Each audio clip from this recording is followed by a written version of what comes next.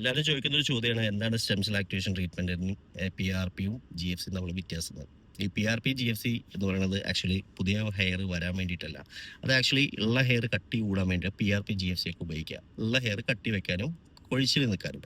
Stem cell activation treatment എന്ന് പറയുന്നത് നേരെ മറിച്ച് അത് ചെയ്യുമ്പോൾ ബാക്കിയുള്ളതിനെ പോലെയല്ല. ബാക്കിയുള്ളത് ചെയ്ത് കഴിഞ്ഞാൽ കുറച്ച് കാലം കഴിഞ്ഞാൽ കൊഴിച്ചിൽ നിൽക്കും. പക്ഷേ SCT ചെയ്ത് കഴിഞ്ഞ് ആദ്യത്തെ ഒരു 6 ആഴ്ച ചെറിയൊരു കൊഴിച്ചിൽ ഉണ്ടാവും. അത് കഴിഞ്ഞിട്ടാണ് ഗ്രോത്ത് തുടങ്ങുക. അത് കഴിഞ്ഞിട്ട് കംപ്ലീറ്റ്ലി മറ്റേ കൊഴിച്ചിലും നിൽക്കും, ഗ്രോത്ത് സ്റ്റാർട്ട് ചെയ്യും. അവിടെ ന്യൂ ഹെയർ ആണ് വരുന്നത്. ഏത് സ്റ്റെം സെൽ ആക്ടിവേഷൻ ട്രീറ്റ്മെന്റ് ചെയ്ത് കഴിഞ്ഞാൽ. മനസ്സിലായില്ലേ? ഈ സ്റ്റെം സെൽ ആക്ടിവേഷൻ ട്രീറ്റ്മെന്റ് ചെയ്ത് കഴിഞ്ഞാൽ ഒരു പ്രത്യേകത വേറെ എന്താ വെച്ചാൽ ഇതിൽ പുതിയ ഫോളിക്കിൾസ് അല്ല വരുന്നത്, പുതിയ ഹെയർ ആണ് വരുന്നത്. ഓൾറെഡി ഫോളിക്കിൾ ഉണ്ടെങ്കിൽ മാത്രമേ SCT കൊണ്ട് കാര്യമുള്ളൂ. അല്ലാതെ ഫോളിക്കിൾസ് ഇല്ലാത്ത ഒരു സ്ഥലത്ത് പോയിട്ട് SCT ചെയ്തിട്ടുണ്ടെങ്കിൽ റിസൾട്ട് കിട്ടില്ല. അതുകൊണ്ടാണ് നമ്മൾ പറയുന്നത് ഫ്രണ്ടിൽ ചെയ്തിട്ട് ഈ ഒരു നെറ്റിൻ്റെ ഈ 2 ഏരിയയിൽ ചെയ്തിട്ട് വലിയ കാര്യം ഉണ്ടാവില്ല എന്ന് പറയുന്നത്. കാരണം അവിടെ എപ്പോഴും പെട്ടെന്ന് ഫോളിക്കിൾസ് അടഞ്ഞു പോകുന്ന ഒരു ഏരിയയാണ്. അതുകൊണ്ട് അവിടെ ചെയ്തുകൊണ്ട് കാര്യമില്ല. പിന്നെ വേറൊരു കേസ് ഉണ്ട്.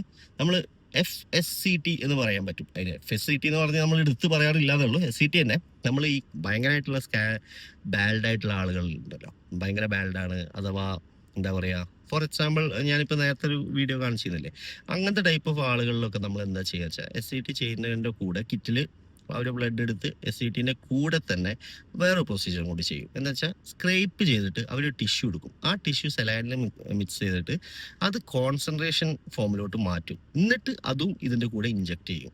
അതും കൂടി ചെയ്യുന്നത് അതിനാണ് follicular stem cell activation treatment എന്ന് പറയുന്നത്. സ്റ്റെം സെൽ FSCT എന്ന് പറയാൻ പറ്റും, പക്ഷേ നമ്മൾ SCTൻ്റെ കൂടെ തന്നെ കൊടുക്കുന്നതാണ്. അത് കുറച്ചും കൂടി ബെറ്റർ ആണ്. കാരണം എന്താ വെച്ചാൽ നമ്മൾ 2 കാര്യങ്ങൾ സ്ക്രേപ്പിങ്ങിൽ ചെയ്യുമ്പോൾ കിട്ടുക. ഒന്ന് സ്ക്രേപ്പ് ചെയ്യുമ്പോൾ അടഞ്ഞു കിടക്കുന്ന ഫോളിക്കിൾസ് വല്ലതും ഉണ്ടെങ്കിൽ ഇനാക്റ്റീവ് ആണ്, പക്ഷേ ജസ്റ്റ് അടഞ്ഞു കിടക്കുകയാണ് എന്നുണ്ടെങ്കിൽ ആ ഫോളിക്കിൾസ് അവിടെ ഉണ്ടെങ്കിൽ ജസ്റ്റ് സ്ക്രേപ്പ് ചെയ്യുമ്പോൾ അതിനെ നമുക്ക് തിരിച്ചു കൊണ്ടുവരാൻ പറ്റും.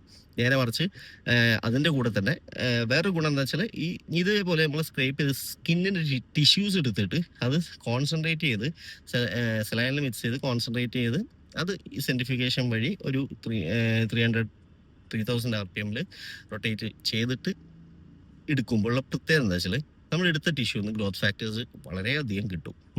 ഭയങ്കര പെട്ടെന്ന് ഗ്രോത്ത് ഫാക്ടേഴ്സ് കിട്ടും ചെയ്യും. അതിൻ്റെ കൂടെ SCT ഓൾറെഡി എടുത്തിട്ടുള്ള കിറ്റിൽ നിന്നുള്ള നമ്മൾ ആ സ്റ്റെം സെൽ ആക്ടിവേറ്റർ കിറ്റിൽ ഉണ്ടാവും, ബ്ലഡ് എടുത്തിട്ടുണ്ടാവും, അത് അതേപോലെ ഇഞ്ചെക്റ്റും ചെയ്യും. അതുകൊണ്ടാണ് ഈ ഭയങ്കര കഷൻ്റെ ആയ ആളുകൾക്ക് അത്രയും റിസൾട്ട് കിട്ടുന്നത്. മനസ്സിലായില്ലേ? അത് നമ്മൾ പ്രത്യേകമായിട്ട് എടുത്ത് പറയണമെന്നൊന്നുമില്ല. നമ്മൾ കഷണ്ടി ആളുകളനുസരിച്ച് ചെയ്യുന്നതാണ്. കഷണ്ടി ഭയങ്കര ആണെങ്കിൽ മാത്രമേ നമ്മളത് ചെയ്യാറുള്ളൂ. കാരണം ബാക്കിയുള്ളതിന് സ്ക്രേപ്പ് ചെയ്യേണ്ട കാര്യമില്ല. പിന്നെ സ്ക്രേപ്പ് ചെയ്തുകൊണ്ട് പ്രത്യേകിച്ച് ഫോളിക്കിൾസ് കിട്ടാൻ ഒരു ചാൻസും ഇല്ലാത്ത കേസുകളിലൊന്നും നമ്മൾ ചെയ്യാറുമില്ല. ഓക്കെ, അതാണ് വ്യത്യാസം. PRPയും GFCയും ഒക്കെ ഉപയോഗിക്കുക എന്ന് പറയുന്നത് ബേസിക് ലെവലിലുള്ള കാര്യങ്ങളാണ്. അതെന്ന് വെച്ചാൽ ഹെയറിലുള്ള എന്താ പറയുക, കൊഴിച്ചിൽ കാര്യങ്ങളൊക്കെ നിൽക്കാൻ വേണ്ടിയിട്ടും അല്ലെങ്കിൽ പിന്നെ ഇത് കട്ടി കൂടാൻ വേണ്ടിയിട്ടൊക്കെ. അത് നേരെ മറിച്ച് നമ്മുടെ ഇതെന്ന് വെച്ചാൽ പുതിയ ഹെയർ വരാൻ വേണ്ടിയിട്ടാണ്. ഓക്കെ, പുതിയ ഹെയർ വരിക, അത് അതേപോലെ അങ്ങോട്ട് മാനേജ് ചെയ്ത് കൊണ്ടുപോകാൻ പറ്റണം. അതിനാണ് ഈ SCT എന്ന് പറയുന്ന ട്രീറ്റ്മെൻറ്റ്. Thank you.